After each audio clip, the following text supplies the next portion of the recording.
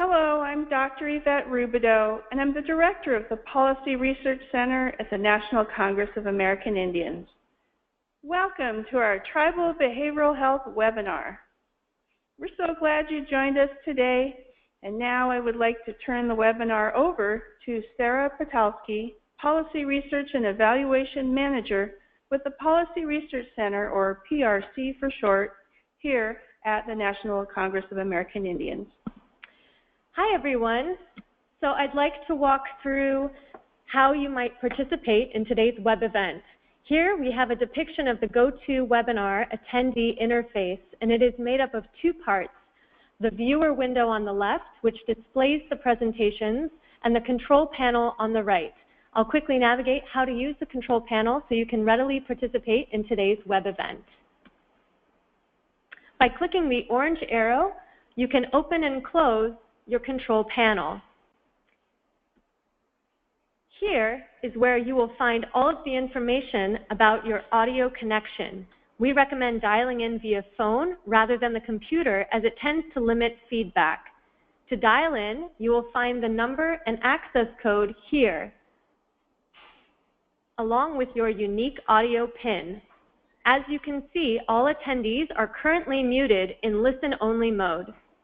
At the end of the presentation, which is going to run about 30 minutes in length, where we will reserve about 15 to 20 minutes for questions and answer period at the end, we will allow for participant feedback and questions. So you can either submit questions via the questions pane, which is right here, that's currently highlighted. Alternatively, you may raise your hand and we will then unmute your line. As a quick reminder, today's webinar is being recorded. After the event, you will receive an email with a link to a short evaluation, as well as the recording of the webinar, which will also be available on our NCAI YouTube page. All right, at this juncture, I am happy to introduce Dr. Tassie Parker, an enrolled member of the Seneca Nation and a tenured professor of family and community medicine at the University of New Mexico School of Medicine, and also at the UNM Health Sciences Center College of Nursing. Once more, we are excited to learn more about Dr. Parker's work in the Southwest and see how it reflects many of the recommendations advanced in the National Tribal Behavioral Health Agenda. Dr. Parker, I will now pass the webinar to you. Thank you, Sarah. First, I want to start out by thanking Dr. Rubidoux and Sarah for inviting me to present the work of our team here in Albuquerque, meaning both the community team and the academic team that made this exciting event possible. And also, just to get started, I wanted to let you know that my aim for today is to address the Tribal Leaders Cultural Declaration that appeared in the National Tribal Behavioral Health Agenda dated December 2016, and specifically their declaration to structure innovative and culturally tailored models of health. And in our presentation, we will do that by addressing depression in an urban setting.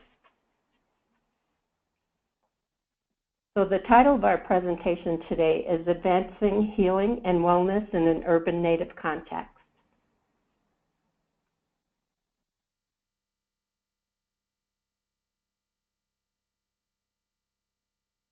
Okay, next slide, please.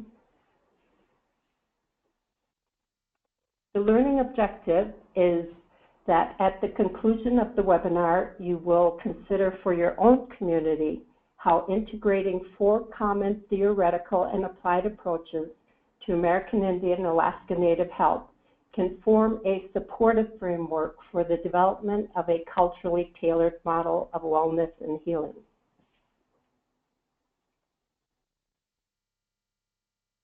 So I'm sure that all of you on the webinar today have either used aspects of some of these concepts or orientations to help, and I have to say that I have done the same. I've used them as I'm speaking. I've used them out in the community, but I never really thought about how they all fit together. And I'm talking about health equity, social determinants of health, community-defined evidence, and community-based participatory research. So for this webinar, I really thought deeply about how do these really all fit together and why are they important to the work that we're doing in our tribal communities to develop the innovative and culturally tailored models of health that our tribal leaders are calling for. So there's no particular starting place. This is a very dynamic process, which is depicted by the arrows in the middle of the 4 quadrants. But we can start with health equity. So the concept of health equity is that it is a fair distribution of health determinants, outcomes, and resources within and between segments of the population, regardless of social standing. And so the bullet points just capture some of the more salient aspects of this particular concept. Then in the social determinants of health, the World Health Organization defines it as the conditions in which people are born, grow, work, live, and age. And importantly for us, the wider set of forces and systems that shape the conditions of our daily lives. And they may address things such as social, economic, environmental, and historical. So moving to the community-defined evidence, this is really basically started with the work of Dr. Ken Martinez, who is a psychologist. And it's defined as a set of practices that communities have used and determined to yield positive results as determined by community consensus over time, and which may or may not have been measured empirically, but still have reached a level of acceptance by the community. So when he developed this concept of community-defined evidence, it was really in relationship to evidence-based practice, okay, but from a community perspective. So CDE includes worldview, contextual aspects, and things that do not limit the work to one manualized treatment, but is usually made up of a set of practices that are culturally rooted. Now I'll move on to community-based participatory research. And this has been known in Indian country by various names like tribally controlled research or tribally driven research. And the most salient aspects of it are the engagement piece, that there is true and authentic engagement with the community to define the issues. It is most usually strengths-oriented. It's science and action for mutual benefit. It's about sharing of resources and power. So together, these 4 elements or orientations or concepts actually are what lead to the development of culturally tailored models of wellness and healing. And it certainly did in our case when we were examining the issues surrounding depression. Next slide, please. This is just a graphic that I kind of like. It came out of San Francisco from the Health Equity Institute for Research, Practice, and Policy. And it's just a visual to show the relationship between achievement of health equity and what are those social and economic factors that have to be addressed in order to achieve health equity. And the reason that I really like this particular depiction is because of the issue of discrimination and minority stressors, which are not often talked about. If we take a look at this, we could certainly adapt it for our own purposes in Indian country by adding several spokes I would say one spoke that we would want to add is on historical trauma.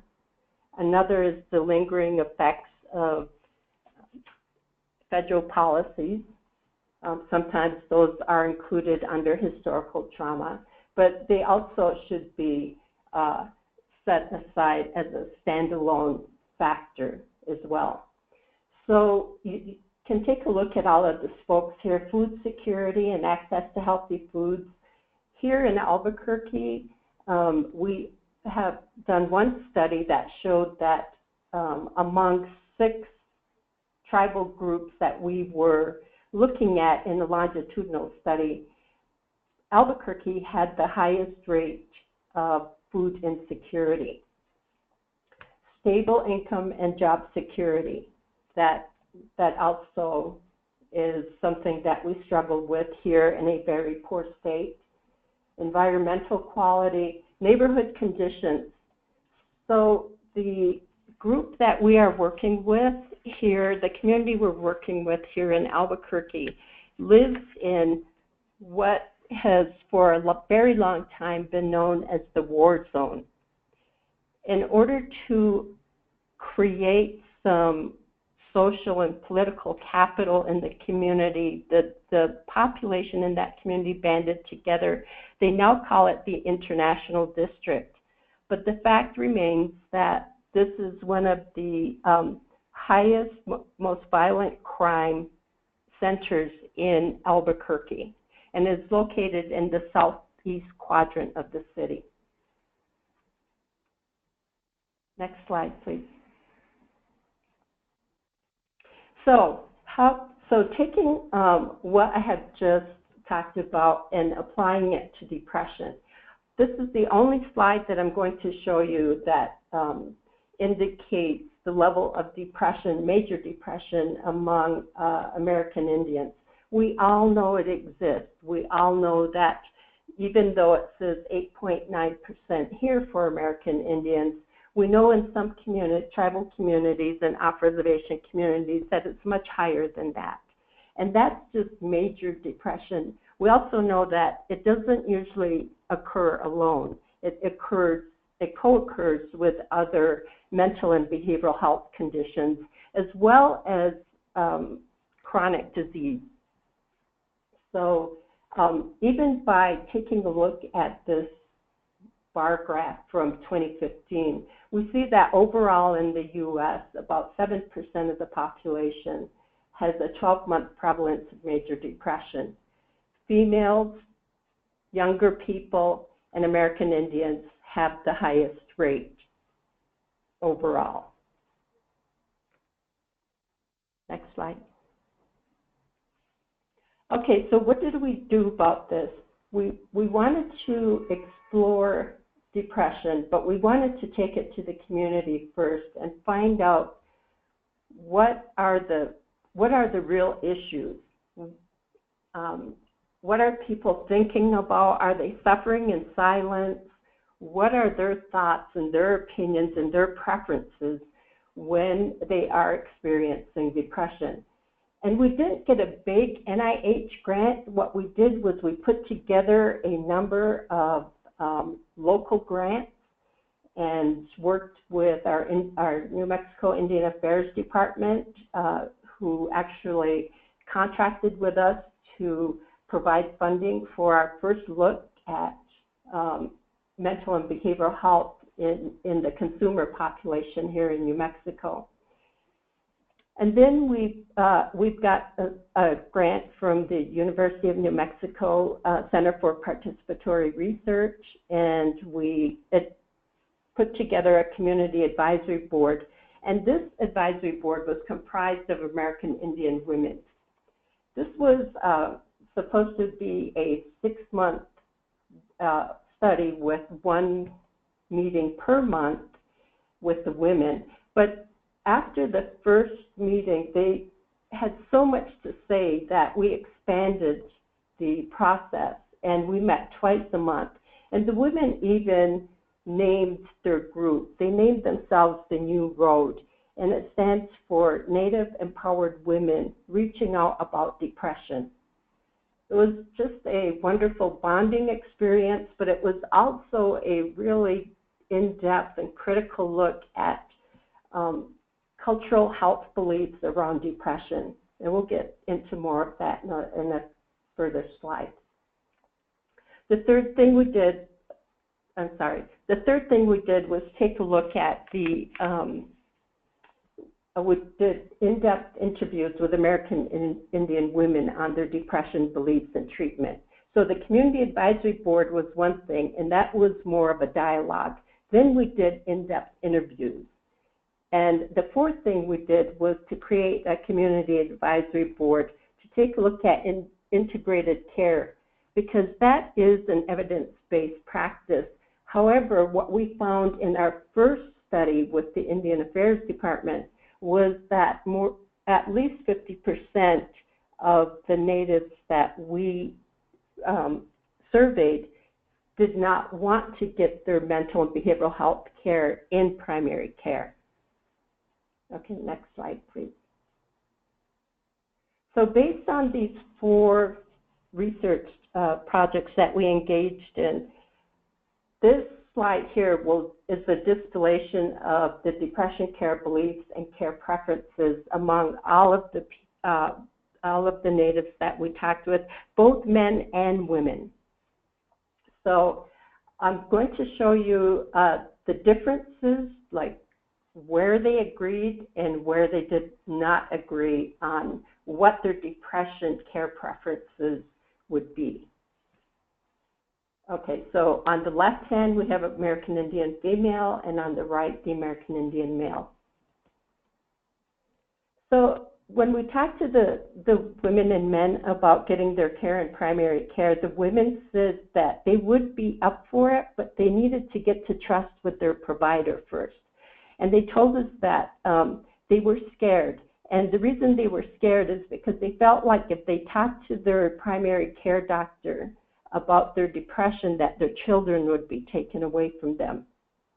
Another was just medicine. It won't do anything for us. They'll just throw a bag of medicine at us, just like they do in diabetes. The third thing they talked about was cognitive behavioral therapy, and this was an elder that spoke up and said, I'm afraid that it will take away our native knowledge. So on the male side, they said they just flat out refused, that there's no way we're going to talk to our primary care provider about our mental health concerns.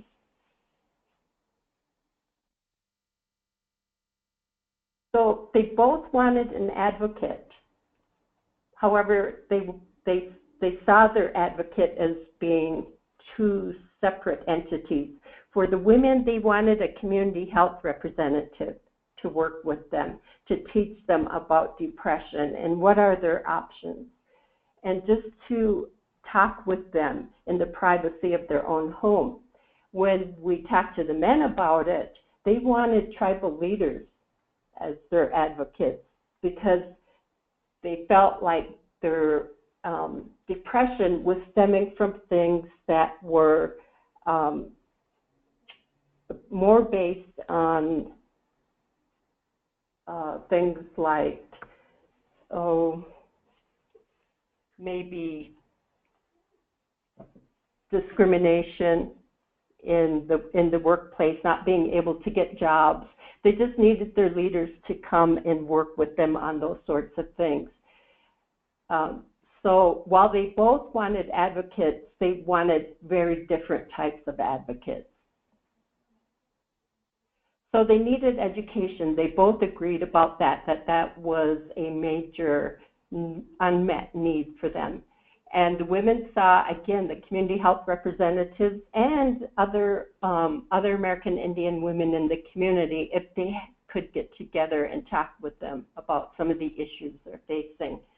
And the men, they wanted, this was actually their word, they wanted something very impersonal, such as a kiosk, where they could just go and get the information that they wanted about a particular mental or behavioral health condition. And they also wanted to be able to talk to other American Indian men about their issues.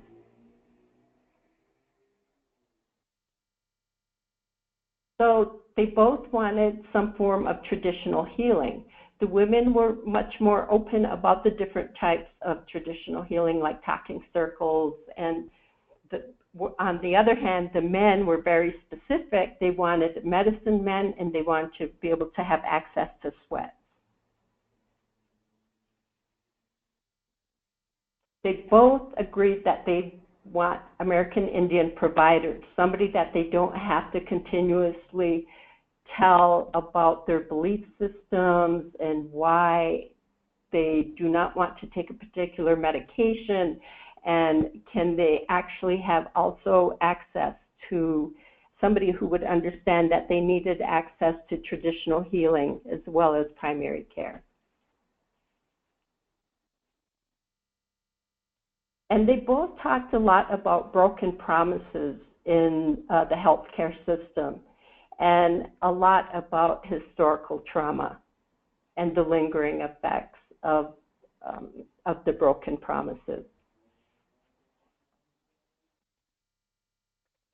The women talked about their need for opportunities for education and food. And like I said before, this is an area of high food insecurity. The men talked about need for jobs, housing, transportation, nutrition, and exercise. They both talked about racism and discrimination. This is when they went to get social services or went to apply for a job, and just were not treated with respect, and they felt like that was a big part of their feeling depressed.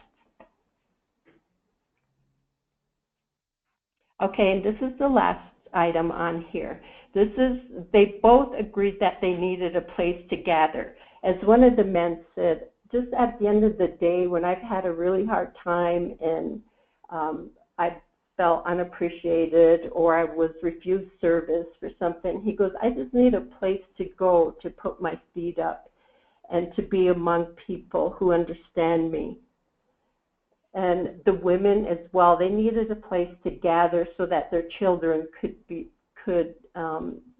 benefit from others who had retained their cultural practices, and where they could learn, the younger women could learn from the older women about traditional food preparation and that sort of thing. So they both wanted a place to gather. And that's really the whole piece for what will be coming up in the rest of this presentation.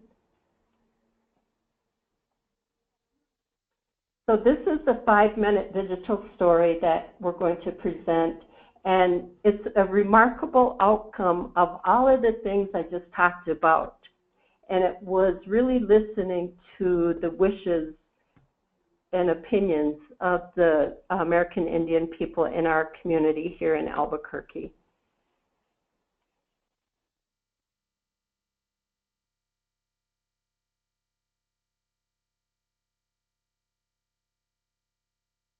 Okay, so as you can imagine, we could never have in our wildest dreams thought that this would be the outcome of our CBPR project into the issues and belief systems around depression. And one of the things I want to call your attention to was that through professionally facilitated community-based meetings, a series of them over time, the community itself defined what would be the priority programming for the All Nations Wellness and Healing Center. They set up ground rules for participation in it. They identified the core values, and they also came up with 9 priority service areas, as you see on this particular slide. And they prioritized them.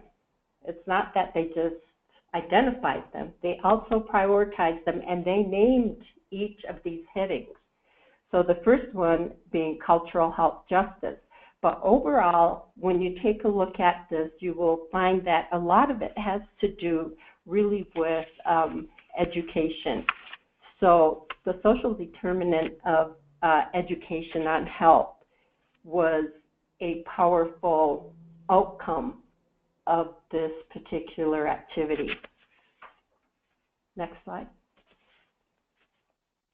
These are just, this is a model that just shows how does education affect health. So there are three different, the authors of this particular article who give us permission to use this slide, conceptualized it as being in three different domains. One is health, knowledge, and behavior, which is at the top. The second one is employment and income. And then the third is through social and psychological issues. Now, this is something that, you know, in Indian country, we would take a look at, and we would revise it because it doesn't quite fit our communities. We would put something in here about, you know, historical issues and federal policies for sure. But it is some way of, again, thinking about how the social determinants of health really affect our health. What are those pathways? And again, it's just being able to think about how do we bring all these concepts together for the good of our communities. Next slide, please. So we had the grand opening of the All Nations Wellness and Healing Center in November of 2016. Although the blessing was in 2012, we had to deal with a lot of vandalism. And so we had to raise money. We raised over $500,000 for renovations and services at the All Nations Wellness and Healing Center. To date, we have had 3,100 participants. This is just since the end of last year, 60% of whom are American Indians. We are extending the hours because it is used quite a bit. We're extending the hours to include Saturdays. We were fortunate to be able to purchase adjacent property so that we can expand the services of the All Nations Wellness and Healing Center and put in a larger community garden. We have dedicated staff at the building. We have a very strong community advisory committee. We have a community garden, and then in terms of daily services, we have warm meals twice a day to address the issues of health, food insecurity. We have health education, and that's a series, job development skills, certificate of Indian blood assistance, youth mentoring, and we've started a homework diner for the youth. Community groups use the space, and we are also able to offer health screenings, referrals, case management, and while we don't do the clinical piece here, we are able to provide them with a medical home at the First Nations Community Health Center. And we do offer a traditional healing at the All Nations Wellness and Healing Center. And we also assist with Medicaid enrollment.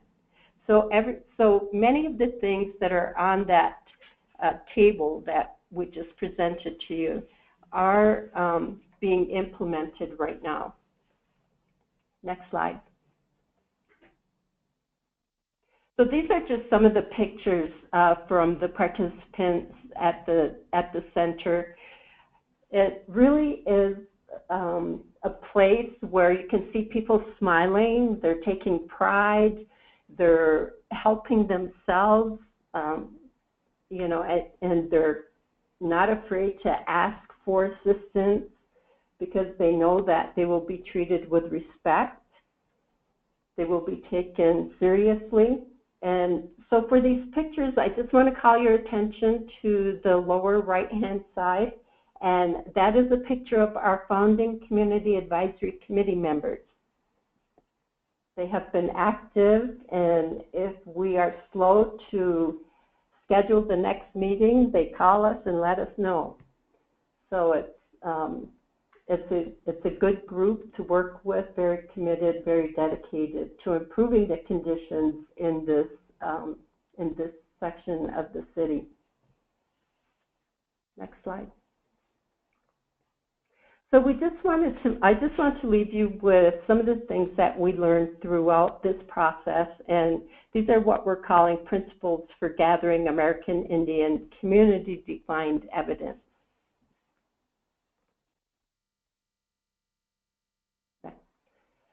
So the first is to listen and observe, because what we have found over time is that the answers and assets are already in the community. They truly are, and as you saw from this presentation, it's getting people together who have the resources, who have the assets, and matching it to the needs of the people, but you would not know those needs unless you talk to the people themselves. It's not what we think is needed, it's what they need. Consider historical, environmental, cultural context of consumers and communities, and advocate for strength and self-determination and trust building. Seek authentic dialogue with the community and consumers, and examine their alignment with preference and worldview.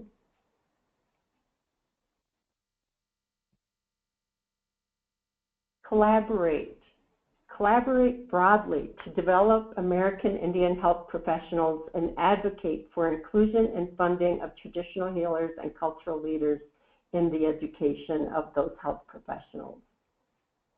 Identify the knowledge, skills, and abilities needed to engage and activate the consumers and community in creating culturally tailored intervention and prevention models and strategies.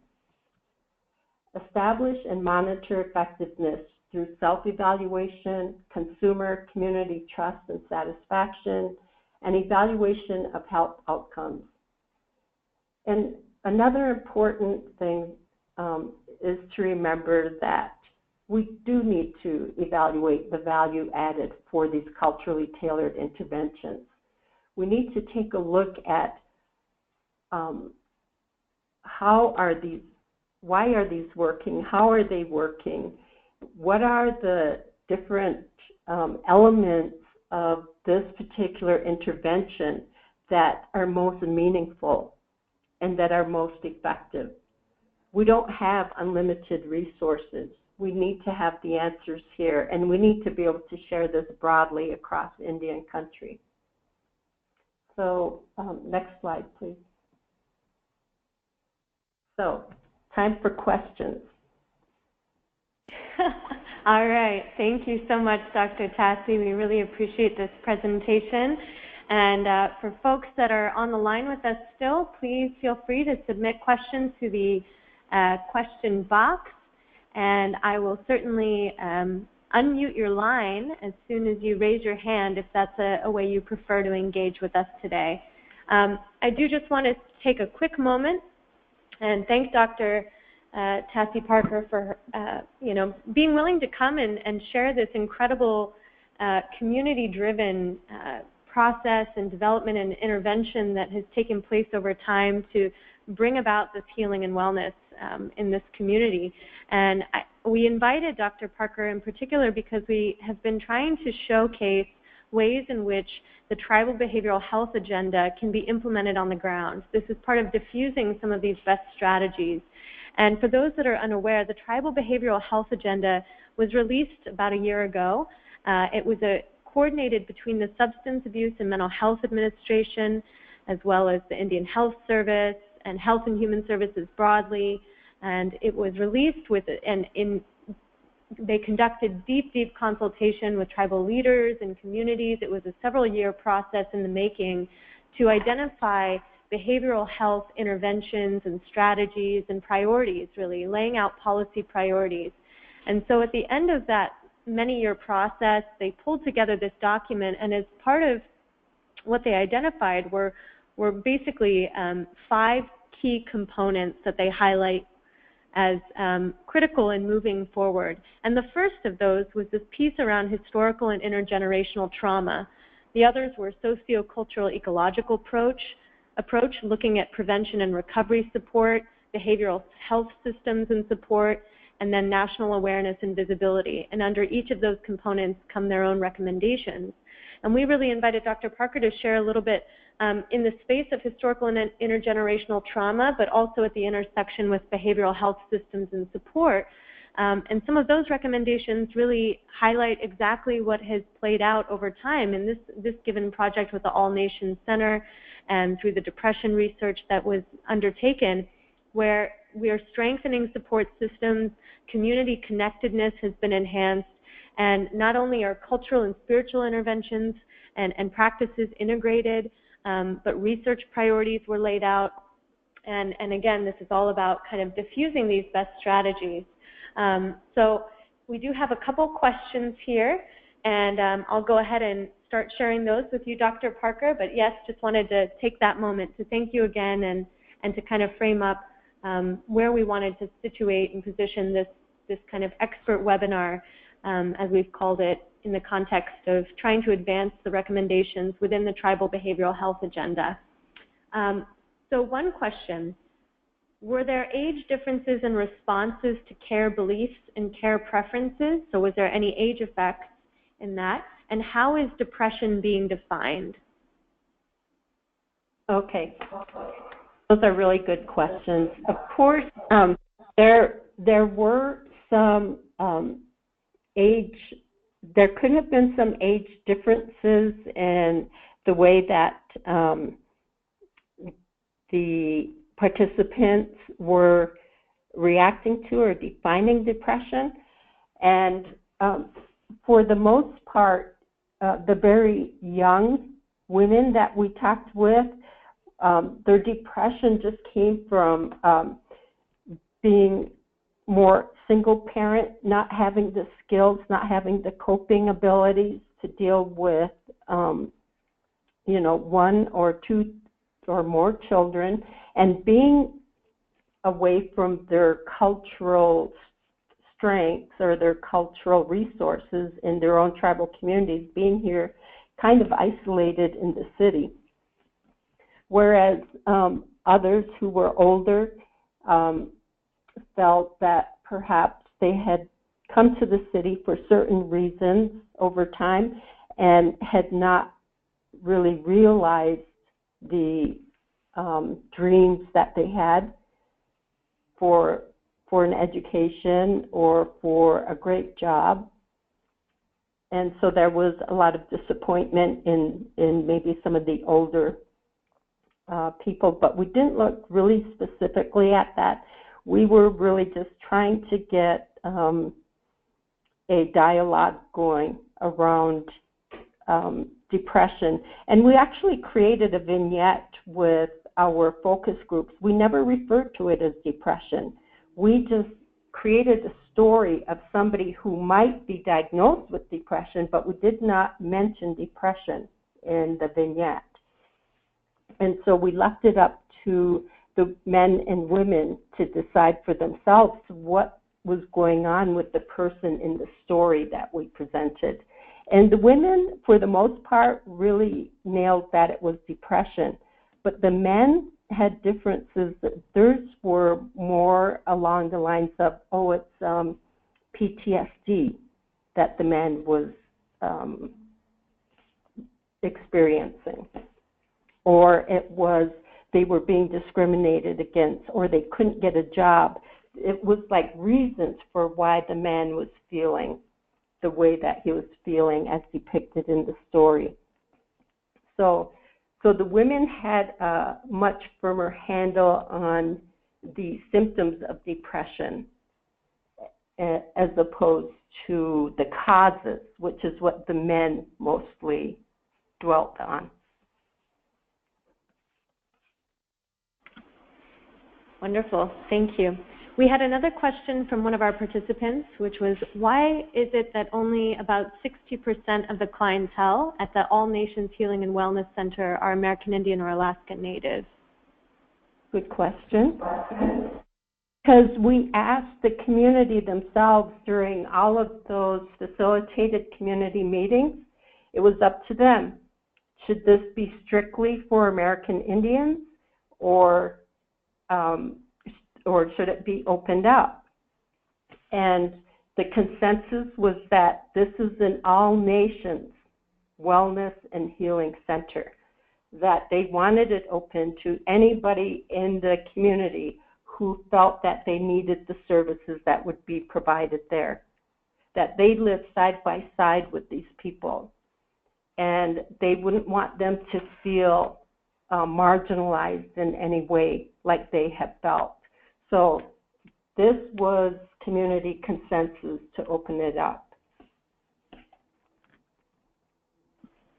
Thank you.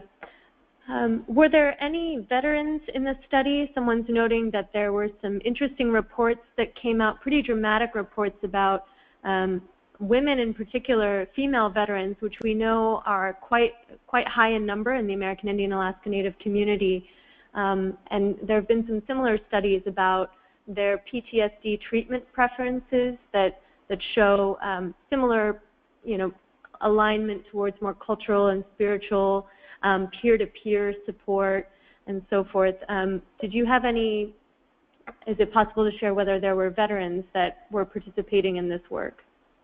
Yes, actually there are, and every time we have an event at the center, we have the Native Veterans group there, and they are also represented on our community advisory board or committee. So yes, they have been a part of this from the beginning, and they continue to be active in the events at the center and on the committee. Great. So as you mentioned, the treatments were modified to kind of meet the preferences that were stated across the two groups of male, female. Have there been new needs that have emerged over time that maybe are a bit distinct from those originally stated preferences for care? Well, actually what we're planning to do is to begin surveying the actual participants there now to see if this table that I showed earlier of the priority programming, and by the way, the table that I showed you, we blew it up into a banner, and it's right there in the entryway of the center, so that people can consider what has already been suggested, but to keep it as a living document so that we can start surveying the actual participants and see if there are additional things that they need that are more urgent. So yeah, we are, we are continuing to assess what the needs might be going forward. Wonderful, thank you. And in the same theme of tracking, we have a question here about whether you've been tracking the rates of depression, reported depression over time, and have you been observing any decline in that rate?